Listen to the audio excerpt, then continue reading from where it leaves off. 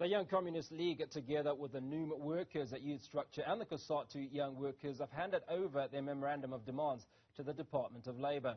The unionists organised a march to the union buildings today with a number of demands. They've raised their unhappiness at the no-show from the Department of Minerals and Resources from the presidency. Our reporter Tshegohaco Moagi is there and joins us live. Tshegohaco, good afternoon. What was the content, or what were the contents of that memorandum?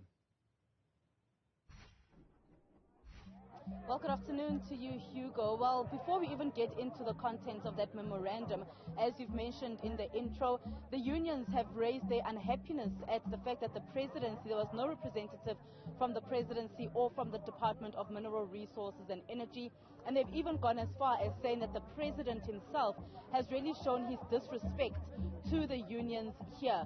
But of course, the issue, around the memorandum of demands and what they are calling for, they are calling for more jobs to be created for the young people, Hugo. They have said that they cannot be playing second fiddle, really, to those that come into the country illegally. And so they are really calling for more jobs to be created by government itself, and to ensure that the young people are given good jobs, that the young people are given proper wages for the jobs that they are then given within the country. The Young Communist League has also spoken about the issue of young people being given internships and how they are then interns for way too long, for 10 years or more, and it does not seem as though this is something that bothers government. So within the memorandum as well, they spoke around the issue of how government should be the ones providing the jobs and not the private sector. They've accused the private sector of nepotism and actually giving jobs to their family and friends.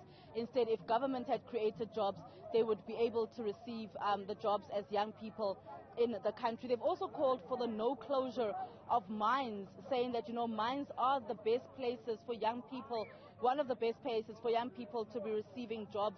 And so they've called for no closure of mines and to find an alternative, or to find a way to really reduce the issue of the fuel prices, and to find a way to tackle that particular issue.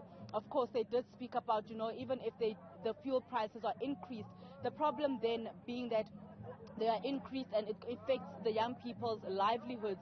And so the union saying that with the increase of the fuel prices, their livelihoods are dramatically affected. They are unable to sometimes even get to work because of the increase of not just fuel prices, but paraffin prices as well, Hugo. So those are just some of the issues that they had spoken about. But the issue of the fuel price being something that is quite a contentious one for the unions that have been here, the youth structure of the unions that marched to the union buildings, and they say that something needs to be done. They are welcoming and they're thankful for the cutting of the levy specifically of fuel prices. However, they are saying that more can definitely be done to ensure that people are able to actually get to work with the large fuel prices that are currently underway, that people are able to get jobs and therefore be able to then get to work. So those are some of the issues that were highlighted by the unions, the youth structures of the unions that were here. Of course, the National Union of Mine Workers, together with the YCL, the Young Communist League, and also the COSATU young workers. And they have really urged that, something is done as soon as possible by government for the young people to be able to receive jobs and be able to build the economy of South Africa.